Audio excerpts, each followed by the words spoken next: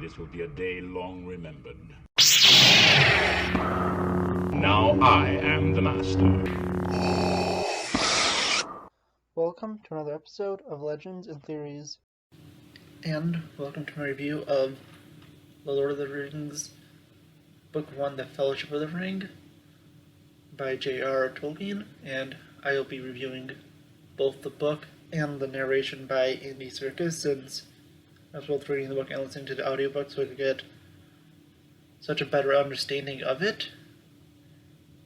And yeah, I just want to say I did notice, I'm not sure if it was Serkis or my copy of it, there was a few mistakes. I think it was around Council of Elrond, I don't remember exactly, but they were talking about all of the, about a time passed, and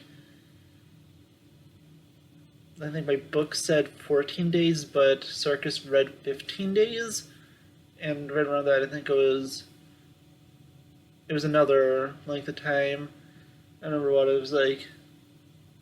I think 20 or 21 days, and then Serkis read 21 or 22. It was something like that, but I think that was the only major difference I noticed, and I'm not sure which copy was wrong. Besides that, I'm going to go over Serkis' narration first, since I've kind of gone over it before for The Hobbit, and it's going to be pretty simple. And yeah, I think that Serkis did such a great job narrating this. He is definitely great, and I'm so excited when I get to Two Towers back half, when I could hear him reading Gollum, because he does such a good job at that. That's what he's well known for. But, going back, I have to say, I was pretty interested. I love this book, and it's definitely so much better to read it. And if you know, this book is split into two parts, like all of the other ones are. All these of Lord of the Rings and not The Hobbit. And book 1 follows from the start to about the midpoint in it, when they get to Rivendell. And then the back half is from Rivendell to the breaking of the Fellowship. And the Fellowship of the Ring movie is the one that is probably the closest in terms of content that made it in, although there is stuff like Tom Bombadil and other stuff that wasn't in the movie. But this is just, talking specifically about being translated to the movie. This is one where it both began and ended in the same place about. If you're watching the extended edition, it's a little bit that goes over from, the beginning of Two Towers. And also in the regular edition with the death of Boromir. And here's the thing. I don't think I need to say there's a spoiler warning, because this book has been out for at least 50 years. I don't remember the exact year, but yeah, this has been out for at least 50 years. Since I think it came out maybe in the 50s. I'm pretty sure The Hobbit came out in the 40s, and Lord of the Rings came out in the 50s. Don't remember exactly, but I went back into it. Tolkien did an amazing job writing this, and looking at the different parts that happened, it was very interesting to see. And I definitely enjoyed Fellowship of the Ring a lot. Looking at the different stuff, one of the things that's extremely different is the start of it. And in that, instead of, in the movies, it being almost an instant from Bilbo's party to Gandalf figuring out, it takes 17 years. And then Frodo, once he learns about this 17 years later, still takes a few months to get out, so no suspicion is raised on him, although Gandalf does try to send a letter, but it doesn't get sent. And also, well, Merry and Pippin know what they're getting into and they don't just bump into them in the field. A lot of that stuff is just kind of shortened down for the movie. Yeah, I pulled them and I found all the chapters on Audible so I could just look at them and talk about different stuff. And it's also, there is another Hobbit, I think it's Fatty Bulger, who is a friend of Frodo and stays back at Frodo's home, which he gets in Creek Hollow, so he can make it look like he's still living there. And then we go to stuff with Tom Bombadil, and he's a very interesting character that I kind of wish made it into movies because he's so interesting, unique. But I get why it kind of would maybe draw away from the story, and it would just been cool to have him, but they didn't. And Tom Bombadil is this, like the first, well, creature to really walk in Middle Earth, and the ring has no effect on him. And that was interesting. And of course they get their blades in the Barrow Downs, and this is different than, well, the movies where Aragorn gives it to them. They're given to them by Bombadil, who finds them inside of one of the barrows, which are basically like hills and they have like ghosts inside of them. And then for the rest of it, it's pretty similar from the Prancing Pony to Rivendell, but it is Glorfindel, I believe, who rescues Frodo, and Arwen is only, mentioned a few times in this.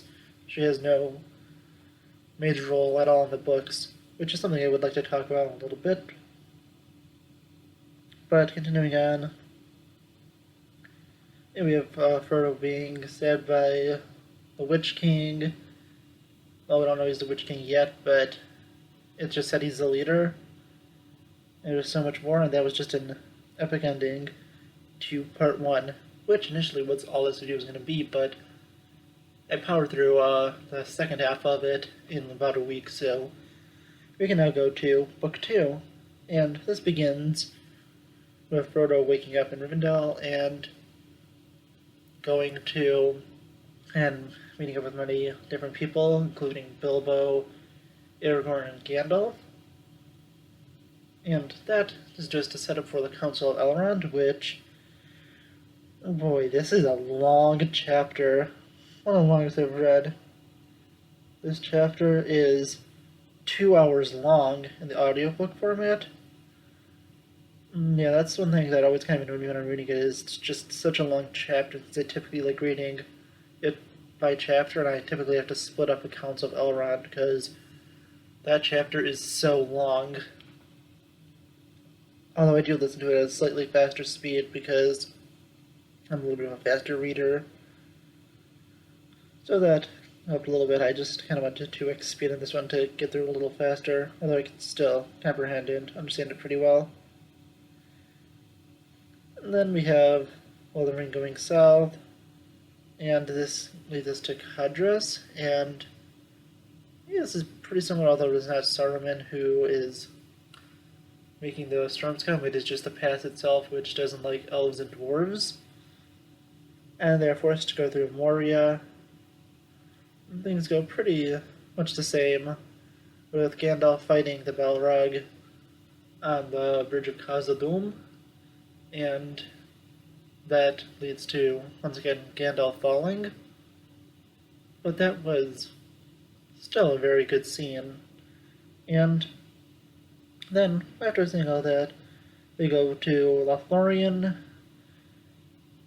where, unlike in the movies, they are all blindfolded because Gimli is a dwarf, and because of the rivalry between elves and dwarves, they're not fully liking each other.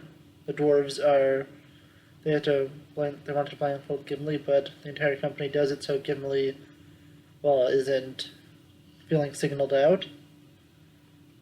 And Mirror of Galadriel goes pretty much the same, with one of the major differences Sam seeing the stuff that will be caused by the Scouring of the Shire, in the book, and that's just a vision for Frodo, which is mainly cut down for, I'm guessing, just runtime. And then they leave Lothlorien. And the Great River and the Breaking of the Fellowship is pretty similar, where there is a part added in that, from what I heard in a video I was watching, I think yesterday, was an ambush by orcs while they're in the boats, but what I heard is the entire set was flooded and destroyed, so they couldn't rebuild it. Well, I don't think they had the money or the time to rebuild it, so they couldn't do the scene. And that led to, well, the ending with the Breaking of the Fellowship, where Boromir, who honestly was done really well by Serkis, going kind of mad about the ring, goes after Frodo and scares him off. And that part was really well done, and also when Boromir realizes what he's done, when he starts apologizing, that part was really well done by Serkis. And you could definitely tell the change in his voice and how he's acting. Well, acting, of course he's acting, but he's, acting a lot more crazy and like, you need to do this. And then he goes back and he's like, oh yeah, what have I done, and stuff like that. It's a very nice transition. And yeah, the only other thing I think was, besides Bombadil and, well, this river attack, which I explained why it was cut out, was a warg attack in the Misty Mountains, which was kind of moved to Two Towers. And which was, all the way around, but and it was kept in here, which made it just a little longer, but still would have been interesting to see. And yeah, this is a very good book. I highly recommend it. You get so much more in terms of content with it. And yeah, if you listen to it, it's about 22 hours long. And I think you would really enjoy it. Definitely the Andy Serkis version is better, and yeah, if you want to both either listen to it or read it, I definitely recommend listening to the Andy Serkis version. If you want to read it, get whatever copy you want. You could either get larger copies out of all three in there, or the individual books. And since I got a box set of them, because my old copies were kind of falling apart, I've been using those. And I think I'll find the version I have and put it in the thumbnail. But yeah, I really enjoyed this. I think that Fellowship of the Ring is such a good book, and it's going to get so much better once I start Two Towers and Return of the King. So look out for reviews of those. And I will be reviewing on Saturday The Hobbit: An Unexpected Journey. So look out for that. And then soon I'm going to be reviewing a Paladone light statue of Gandalf versus the Balrog. I filmed part of it already. I just filmed the other part, and I'll release it on Thursday. I don't have any, or Wednesday, Thursday, or Friday. The day I don't have my Injustice review out, I'll choose between those days. It'll probably be the day after my Injustice review. I do have the Injustice movie set to be as a pre-order from Amazon, so it should be in tomorrow. And I'll watch it and have my review out either on Wednesday or Thursday. And the Gandalf one will be out either Thursday or Friday, depending. But I really hope you enjoyed. I really enjoyed this book. And I'll see you all in the next episode of Legends and Theories. Thank you for watching this episode of Legends and Theories. Please subscribe, like the video, share the video, leave a comment, check out the video on screen, and may the Force be with you.